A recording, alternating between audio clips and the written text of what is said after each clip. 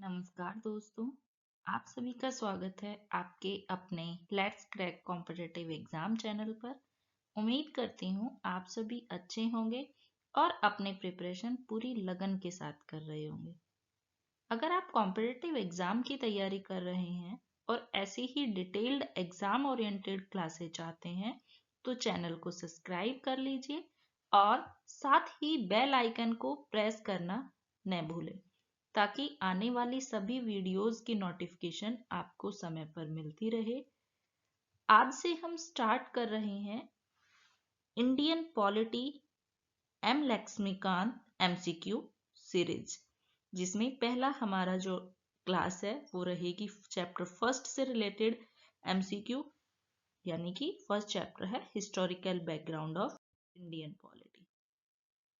अब हम स्टार्ट करते हैं। हमारा फर्स्ट क्वेश्चन है रेगुलेटिंग एक्ट 1773 का मुख्य उद्देश्य क्या था, जिसका पहला ऑप्शन है कंपनी शासन समाप्त करना, ब्रिटिश संसद का नियंत्रण स्थापित करना, तीसरा है भारतीयों को अधिकार देना, प्रांतीय स्वायत्तता प्राप्त करना। आप एक बार इस क्वेश्चन को पॉज कीजिए और अपना आंसर देने की कोशिश कीजिए, फिर मैं आपको इसका आंसर बताती हूँ। इस क्वेश्चन का आंसर होगा ऑप्शन बी, ब्रिटिश संसद का नियंत्रण स्थापित करना।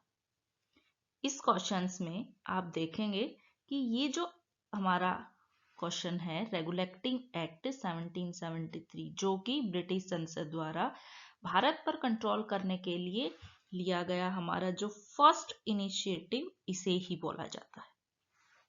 इसके बाद हम आते हैं क्वेश्चन सेकंड पर, यानी कि रेगुलेटिंग एक्ट 1773, जो कि मैंने अभी आपको बताया ये भारत पर कंट्रोल करने के लिए पहला इनिशिएटिव था। तो इनिशिएटिव लेने के लिए यहाँ पर एक पद भी बनाया गया था, यानी कि गवर्नर जनरल। तो ये फर्स्ट गवर्नर जनरल कौन था, जिसमें पहला ऑप्शन है Lord Cornwallis, second is Warren Hastings, third is Lord Wellesley and fourth is Lord Canning. इसके जो फर्स्ट इस क्वेश्चन का सही आंसर होगा ऑप्शन बी, यानी कि वॉरेन हेस्टिंग्स, जो कि यहाँ पर बोला जा रहा है भारत के गवर्नर जनरल, लेकिन आपको पता है उस टाइम पर केवल जो हमारी 3 प्रेसिडेंसी थी उनको कंबाइन करके हमारी एक क्या बंगाल का गवर्नर जनरल बोला जाता। तो यहाँ पर भारत के गवर्नर जनरल की, यानी कि इस कॉन्टेक्स्ट में पूछा गया है। लेकिन आप देखिए कि 1773 के एक्ट तक एक प्रावधान किया गया था कि इसमें जो हमारे अलग प्रेसिडेंसियों को कंबाइन करके केवल एक बंगाल का गवर्नर जनरल बनाया गया था। नेक्स्ट क्वेश्चन है कि सुप्रीम कोर्ट की स्थापना किस अधिनियम के तहत की गई थी। मैंने आपको क्लास में पढ़ाया था, बताया था सुप्रीम कोर्ट की स्थापना कब हुई थी, 1774 में। लेकिन ये कब हुई थी हमारी, किस अधिनियम के तहत हुई थी, कब हुई थी, वो मैंने आपको बताया 1774 में। First option is charter Act 1883, regulating Act 1773, Pitt's India act 1784 and government of India act 18। तो आपको पता है कि जब मैंने, आप इससे भी रिलेट कर सकते हैं, इसकी जो डेट दी हुई है उससे भी आप रिलेट कर सकते हैं कि जब इसकी स्थापना 74 में हुई है तो ये किस अधिनियम के, यानी कि कोई भी एक्ट जो इसकी स्थापना दिवस से पहले आया होगा तो हम इसको एलिमिनेट कर सकते हैं। ये क्वेश्चन ये भी एलिमिनेट हो जाएगा, ये भी 1784 है, 1858। तो इसका सही आंसर होगा ऑप्शन बी, यानी कि रेगुलेटिंग एक्ट 1773। हम आते हैं अपने अगले क्वेश्चंस पर। Next question, Pitt's India act 1784 ने किस प्रणाली की शुरुआत की, यानी कि ऐसा जो सिस्टम जो इस एक्ट से पहले नहीं था, वो कौन सा सिस्टम था जो इस एक्ट के आने के बाद स्टार्ट किया गया था। पहला है द्वैध शासन, सेकंड द्विसदनीय व्यवस्था, थर्ड संघीय व्यवस्था एंड फोर्थ इज प्रांतीय व्यवस्था। तो हम देखेंगे इस एक्ट के द्वारा कौन सी व्यवस्था शुरू की गई थी, यानी कि हमारी जो द्वैध शासन था, यानी कि ऑप्शन ए इसका राइट आंसर होगा। द्वैध शासन प्रांतों में स्टार्ट किया गया था, यानी कि यहाँ पर क्या था, द्वैध शासन का मतलब था कि एडमिनिस्ट्रेशन चलाने के लिए हमने दो कैटेगरी में जो विषय थे उनको डिवाइड कर दिया गया था। एक थे हमारे रिजर्व्ड और दूसरे हमारे थे हस्तांतरित यानी कि ट्रांसफरेबल्स। इसके बाद नेक्स्ट क्वेश्चन है बोर्ड ऑफ कंट्रोल। ये आपको पता है कि हमारा जब ब्रिटिश शासन भारत को कंट्रोल करने की कोशिश कर रहा है तो कुछ ना कुछ वो एक ऐसी बॉडी क्रिएट करेगा जिससे क्या किया जा सके, कंट्रोल किया जा सके। तो उन्होंने इसको एक नाम दे दिया गया, बोर्ड ऑफ कंट्रोल की स्थापना की गई। तो इसका संबंध किससे था? फर्स्ट ऑप्शन इज वाणिज्यिक कार्यों, जो कि मैंने आपको बताया कि जो दो हमारी कैटेगरी बनाई गई थी, रिजर्व्ड टॉपिक थे कुछ और कुछ हमारे ट्रांसफरेबल थे, यानी कि वाणिज्यिक कार्य, न्यायिक कार्य, राजनीतिक एवं प्रशासनिक कार्य और फोर्थ है राजस्व संग्रह। तो इसमें हमारा जो था बोर्ड ऑफ कंट्रोल था वो क्या करता था, वो हमारा राजनीतिक एवं प्रशासनिक कार्यों को क्या करता था, देखता था। यानी कि इसका आंसर हो जाएगा हमारा option C. Next question is हमारा चार्टर एक्ट 1883 का प्रमुख प्रावधान क्या था, यानी कि इसका मुख्य कार्य। वैसे तो इसमें बहुत सारे कुछ इनिशिएटिव लिए गए थे, हर एक्ट की अपनी इंपॉर्टेंस है क्योंकि उसमें कुछ न्यू चीजें ऐड की गई हैं तभी तो वो डिफरेंट है। इसके बाद हमारा फर्स्ट ऑप्शन है व्यापारिक एकाधिकार समाप्त करना, कंपनी शासन समाप्त, सिविल सेवा परीक्षा या फिर केंद्रीय विधायिका। इन चारों ऑप्शंस में से तो आप रिकॉल करिए जब मैंने आपको बताया था कि इसमें आपका व्यापारिक एकाधिकार क्या किया गया था, यानी कि इसमें हटाया गया था, एकाधिकार था वो समाप्त किया गया था, लेकिन फिर भी चीन और चाय का एकाधिकार अभी भी बना हुआ था। तो उसके बाद कंपनी शासन समाप्त, तो आप देखेंगे कंपनी शासन कब समाप्त होगा, कंपनी शासन तो तब समाप्त होगा जब आपका ये सभी चार्टर एक्ट की श्रृंखला समाप्त हो जाएगी। और इसके बाद तो आपको पता है कि 1833 का भी एक्ट आता है, तो सेकंड ऑप्शन तो वैसे एलिमिनेट हो जाता है। फिर इसके बाद आते हैं हम सिविल सेवा परीक्षा, ये आपको पता है ये हमारा 1883 में स्टार्ट किया गया था। फिर इसके बाद है केंद्रीय विधायिका, ये भी नहीं था, तो इसका सही आंसर होगा ऑप्शन ए। अब हम आते हैं नेक्स्ट क्वेश्चन पर, जो है चार्टर एक्ट 1853 किसके लिए फेमस था, यानी कि फर्स्ट ऑप्शन इज भारतीय प्रतिनिधित्व, दूसरा खुली सिविल सेवा परीक्षा, यानी कि जो आज हमारे एडमिनिस्ट्रेशन वाले जो हमारे मेन जो यूपीएससी और हमारे स्टेट पीसीएस जो एग्जाम होते हैं उनकी बात हो रही है, दूसरा द्वैध शासन, तीसरा है हमारा संघीय व्यवस्था। तो आप देख चुके हैं द्वैध शासन आपका पहले ऑलरेडी एक एक्ट में आ चुका है, और हमारा 1784 में जो प्रतिनिधित्व वाली बात है वो मेंबर बढ़ाए गए थे, और संघीय व्यवस्था भी अभी यहाँ पर अभी तो इनिशिएटिव है, स्टार्ट ही है, तो भारतीय संघीय व्यवस्था की तो अभी हमारा ब्रिटिश शासन कोई बात ही नहीं कर रहा है। तो इसमें हमारा ऑप्शन ठीक होगा ऑप्शन बी, यानी कि ये जो एक्ट था वो किसके लिए फेमस था, खुली सिविल सेवा परीक्षा, यानी इस समय इस एक्ट के द्वारा भारतीयों को भी परीक्षा में शामिल होने का अधिकार दिया गया था। इसके बाद हम बात करते हैं नेक्स्ट क्वेश्चन, यानी गवर्नमेंट ऑफ इंडिया एक्ट 1853 का रिजल्ट क्या था। फर्स्ट ऑप्शन इज कंपनी शासन समाप्त, क्राउन शासन का प्रारंभ, भारतीय सचिव पद का surgeon, and fourth is option all of these. तो आप देखेंगे कि ये जो था हमारे चार्टर्स एक्ट क्या है, समाप्त हो चुके हैं। इट मीन्स आपको पता है भारत पर जो ब्रिटिश का शासन था वो दो चरणों में हुआ था, तो यहाँ पर क्या है, कंपनी का शासन समाप्त हो चुका है, क्राउन प्रारंभ हो चुका है, और शासन चलाने के लिए एक भारतीय सचिव पद की स्थापना की गई है। तो इसमें सभी ऑप्शन हमारे ठीक हो जाएंगे और इसका आंसर होगा हमारा ऑप्शन डी। के बाद हम बात करते हैं इंडियन काउंसिल एक्ट 1892 से क्या अनुमति मिली थी, यानी कि इसमें हमें क्या कुछ राइट्स मिले थे इस एक्ट के द्वारा। पहला था प्रश्न पूछने का अधिकार, दूसरा था हमारा बजट पर चर्चा, तीसरा हमारा मतदान का अधिकार, और फोर्थ है हमारा मंत्रिमंडल। तो हम देखेंगे कि इसमें अभी जो क्वेश्चन पूछने की बात है वो पहले ही हो चुकी है, मतदान का अधिकार अभी मिला नहीं है, मंत्रिमंडल भी जब अभी व्यवस्थाओं की ही बात नहीं हुई है इस प्रकार हमारा जो राइट आंसर होगा वो होगा ऑप्शन बी, यानी कि अब हमें क्या है, बजट पर चर्चा करने का राइट मिल चुका था।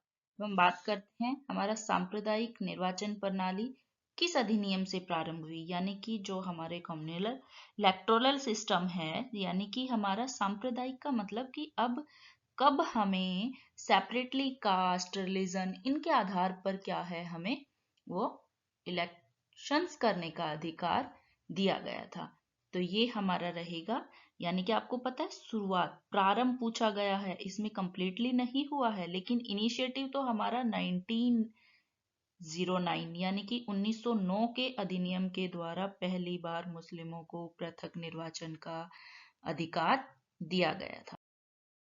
नेक्स्ट क्वेश्चन है मार्लेमेंटो रिफॉर्म्स किससे संबंधित है। मार्लेमेंटो यानी कि 1919 एक्ट की बात हो रही है। इसमें ये किससे रिलेटेड है, इसमें क्या रिफॉर्म्स किए गए थे। पहला, प्रांतीय स्वायत्ता, क्या हमारे प्रांतों को स्वायत्ता दी गई थी। क्या हमारा सांप्रदायिक निर्वाचन इसमें किया गया था। तो आपने देखा कि इसमें उस जो सांप्रदायिक निर्वाचन की जो प्रणाली थी उसको स्टार्ट तो हमारा 09 में कर दिया गया था, यानी कि 1909 में कर दिया था, लेकिन यहाँ पर क्या किया गया था, उसको एक लार्ज लेवल पर, उसमें केवल मुसलमानों की बात की गई थी, लेकिन इसमें सिख और अन्य कैटेगरीज को भी क्या है, सेपरेट इलेक्शन का राइट्स प्रदान किया गया था। तो इसका जो मेन रिफॉर्म्स था वो हमारा क्या था, ऑप्शन बी। इट मीन्स इसका राइट ऑप्शन होगा ऑप्शन बी। नेक्स्ट है हमारा गवर्नमेंट ऑफ इंडिया एक्ट 1919 की प्रमुख विशेषता क्या थी। ये जो हमारा रिफॉर्म्स एक आपने पीछे देख चुके हैं, उसके बाद हमारा दूसरा रिफॉर्म्स इसकी क्या मेन कैरेक्टरिस्टिक्स थी, तो आप देखेंगे इसमें क्या था कि हमारा जो संघीय व्यवस्था है वो क्या स्टार्ट हुई थी। तो आप देखेंगे कि 1935 से पहले हमारे जो संघीय व्यवस्था की कोई बात नहीं होती है। उसके बाद हमारा जो द्वैध शासन है क्या वो स्टार्ट किया गया था, हमारे मौलिक अधिकार दिए गए थे। तो आप देखेंगे मौलिक अधिकारों की बात तो बहुत लास्ट में जाके होती है, पूर्ण स्वराज्य की बात भी 1930 में जाके स्टार्ट होती है, और वो लास्ट में जब हमें इंडिपेंडेंस मिलती है तब वो जाके कंप्लीट होती है। तो इस एक्ट का जो मेन करेक्टरिस्टिक्स थी वो क्या थी कि हमारे जो प्रांत थे उनमें द्वैध शासन की व्यवस्था की गई थी। It means right answer is option B. अब आपने देखा ही है कि द्वैध शासन, पिछले क्वेश्चन से इसको रिलेट कर सकते हैं कि द्वैध शासन किस स्तर पर लागू हुआ। तो आपने देखा था कि जो हमारा द्वैध शासन है वो, इसका आंसर आप डायरेक्ट कर सकते हैं कि हमें द्वैध शासन प्रांतों में, केंद्र में अभी द्वैध शासन की बात नहीं हुई है। Next question is government of India act 1935, जो कि हमारे मेन कॉन्स्टिट्यूशन की भी बात करते हैं, उसका मेन क्या है, सोर्स है, उसकी हमारी मेन जो विशेषता है वो नहीं है। यहां हमें फोकस करना है कि नहीं पर बात हो रही है। तो इसमें पहली है प्रांतीय स्वायत्ता, दूसरी है संघीय न्यायालय, तीसरी है मौलिक अधिकार, एंड फोर्थ है हमारा अखिल भारतीय संघ। तो आप देखेंगे जो हमारा एक्ट था इसमें प्रांतीय स्वायत्ता की भी बात की गई थी, इसमें हमारे संघीय न्यायालय, आप देखेंगे कि हमारा संघीय न्यायालय स्थापित किया गया था, और भारतीय संघ की भी बात की गई थी, लेकिन फंडामेंटल राइट्स की इस एक्ट में कोई बात नहीं हुई थी। तो इसलिए हमारा ऑप्शन हो जाएगा option C is the right answer. And next question is संघीय न्यायालय की स्थापना किस अधिनियम से हुई। इस क्वेश्चन को आप डायरेक्ट पीछे वाले क्वेश्चन से रिलेट कर सकते हैं। हमने देखा है कि 1935 में संघीय न्यायालय की स्थापना की बात की गई है। इट मीन्स हमारा option B is the right answer. And next question, आपको पता है कि इस एक्ट से हमारे बहुत सारे क्वेश्चंस पूछे जाते हैं, और ऐसा नहीं है कि हमारे अपर या फिर जो हाई एग्जाम्स हैं यानी कि यूपीएससी, इसमें आप देखते हैं कि लोअर से लेकर हाई जो कॉम्पिटेटिव एग्जाम्स हैं उन सभी में इससे रिलेटेड क्वेश्चन पूछे जाते हैं। 1935 अधिनियम में अवशिष्ट शक्तियां किसके पास थी। आज आप देखते हैं, इसको आप रिलेट कर सकते हैं प्रेजेंट सिनेरियो से। आज आप देखते हैं कि किसके पास है, आज हमारे प्रेसिडेंट के पास है, लेकिन उस टाइम पर प्रेसिडेंट जैसा जो हमारा था पोस्ट थी वो कौन थी, हमारी गवर्नर जनरल। तो इसका राइट आंसर हो जाएगा हमारा ऑप्शन सी। इसके बाद हम बात करते हैं कि जो भारतीय संविधान का अधिकांश ढांचा किस अधिनियम से लिया गया था। तो अभी अभी हम बात करते आ रहे हैं लास्ट सभी क्वेश्चंस में कि हमारा ऑप्शन सी इसका राइट आंसर हो जाएगा। जो मेन लार्ज सोर्स है वो हमारा क्या है, 1935 है। नेक्स्ट क्वेश्चन, कैबिनेट मिशन योजना का उद्देश्य क्या था। आपको पता है कि हमारी कैबिनेट मिशन योजना हमारे ब्रिटिश शासन के द्वारा यानी कि लाई गई थी और उसका मेन उद्देश्य क्या था, विभाजन करना, संविधान सभा का गठन करना, पूर्ण स्वराज्य और अंतरिम सरकार। तो आप देखेंगे हमारी जो कैबिनेट मिशन योजना थी उसका मेन उद्देश्य था हमारा संविधान सभा का गठन करना। यानी कि आप बता सकते हैं जब हम नेक्स्ट चैप्टर में पढ़ेंगे कि संविधान सभा का गठन किसके द्वारा किया गया था, तो एक कैबिनेट मिशन के द्वारा संविधान सभा का गठन किया गया था। नेक्स्ट क्वेश्चन इज, संविधान सभा का गठन हो गया लेकिन कैसे हुआ, उसके लिए किस प्रकार के सिस्टम की व्यवस्था की गई थी। क्या प्रत्यक्ष चुनाव थे या नामांकन था या अप्रत्यक्ष चुनाव थे या सार्वभौमिक मताधिकार। तो आप देख सकते हैं जब हमारी संविधान सभा यानी कि जब हम इंडिपेंडेंट ही नहीं है तो डायरेक्ट इलेक्शन की तो बात हो ही नहीं सकती है और कभी भी ब्रिटिश ये नहीं चाहेगी कि हमारा डायरेक्ट इलेक्शन हो, क्योंकि हम तो उनके अंडर डायरेक्ट का राइट ही नहीं था हमें इलेक्शन का, तो नामांकन भी नहीं था, इसमें था अप्रत्यक्ष चुनाव से। यानी कि right answer is option C. हम नेक्स्ट क्वेश्चन 20, किस अधिनियम के अंतर्गत पहली बार भारतीयों को विधायिका में शामिल किया गया था। तो आप देख सकते हैं हमारा विधायिका में यानी कि हमें भी विधि बनाने का जो सिस्टम था उसमें एड ऑन किया गया था। किनको, भारतीयों को। पहले केवल अंग्रेज करते थे लेकिन अब भारतीयों को भी, क्योंकि आपको पता है 1857 में हमारे यहाँ पर एक विद्रोह हुआ था, यानी कि जिसे हम 1857 का विद्रोह कहते हैं, क्रांति कहते हैं। तो उसके बाद अब अंग्रेजों को लग गया कि जब तक आप इनको शामिल नहीं करोगे, भारतीयों को शामिल नहीं करोगे, तो कभी नेक्स्ट टाइम हमारे सामने इस तरह का रिवोल्ट फिर से ना हो जाए। तो इसीलिए उन्होंने क्या किया, ये इनिशिएटिव लिया और यानी कि 1861 में उन्होंने हमें विधि बनाने के प्रक्रम में शामिल किया। इट मींस इसका राइट आंसर हो जाएगा option A. Next is, Bharat में प्रांतीय स्वायत्तता किस अधिनियम द्वारा प्रदान की गई थी। तो आपको पता है प्रांतों में जो स्वायत्तता थी वो कब दी गई है हमें, 1935 में। यानी कि ऑप्शन सी इज द, प्रांतों को क्या है, स्वायत्तता प्रदान की गई। Next question is, charter act 1813 के संबंध में कौन सा कथन सही है। इसमें हम फर्स्ट ऑप्शन इज कि कंपनी का व्यापारिक एकाधिकार पूरी तरह समाप्त हुआ। अभी अभी मैंने आपको बताया था कि 1813 में ये स्टार्ट किया गया था, लेकिन सेकेंड इज ईसाई मिशनरियों को भारत में कार्य करने की अनुमति दी गई, केंद्रीय विधायिका की स्थापना की गई, एंड फोर्थ इज सिविल सेवा परीक्षा प्रारंभ की गई। तो 1813 का सबसे मेन जो ऑब्जेक्टिव था वो हमारा क्या था कि इसमें पूरी तरह तो इसमें आ जाएगा हमारा 1833 में आएगा, और केंद्रीय विधायिका की स्थापना अभी हुई नहीं है, एंड सिविल सेवा परीक्षा हमारी हम ऑलरेडी पढ़ चुके हैं। अब हमारा ऑप्शन बचता है ऑप्शन बी। इट मींस इसको आप एलिमिनेशन मेथड से भी कर सकते हो।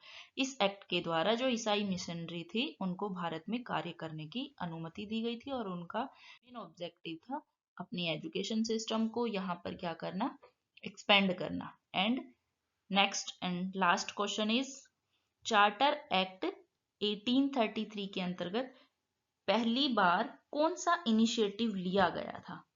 पहला, भारतीयों को विधायिका में शामिल किया गया, एंड सेकेंड इज कानून निर्माण की शक्ति केंद्र को दी गई, एंड प्रांतीय स्वायत्तता दी गई, द्वैध शासन लागू किया गया। तो इस क्वेश्चन को आप क्या है, एलिमिनेशन मेथड से कर सकते हैं, क्योंकि हमने पहले पढ़ लिए हैं सभी जो एक्ट हैं, तो उनमें आप देख चुके हो 1833 में कौन सा काम किया गया था, यानी कि जो हमारी काम करने की या कानून बनाने की जो शक्ति थी वो किसको दी गई थी, हमारी केंद्र को दी गई थी। इट मींस इसका राइट आंसर होगा ऑप्शन बी। दोस्तों, आज के इस लेक्चर में हमने भारतीय संविधान के निर्माण की प्रक्रिया से संबंधित जुड़े हुए सभी प्रश्नों को किया। अगर आपको यह वीडियो उपयोगी लगा हो और आपकी प्रिपरेशन में मदद मिली हो तो वीडियो को लाइक जरूर करें, चैनल को सब्सक्राइब करें और बेल आइकन को प्रेस करना न भूलें ताकि आने वाले सभी इंपॉर्टेंट लेक्चर्स आपसे मिस न हो। अगले वीडियो में हम अगले चैप्टर के साथ इसी तरह की डिटेल्स क्वेश्चंस पर चर्चा करेंगे। तब तक के लिए पढ़ते रहिए, रिवीजन करते रहिए और अपने लक्ष्य पर फोकस्ड रहिए। मिलते हैं अगले वीडियो में। Thank you.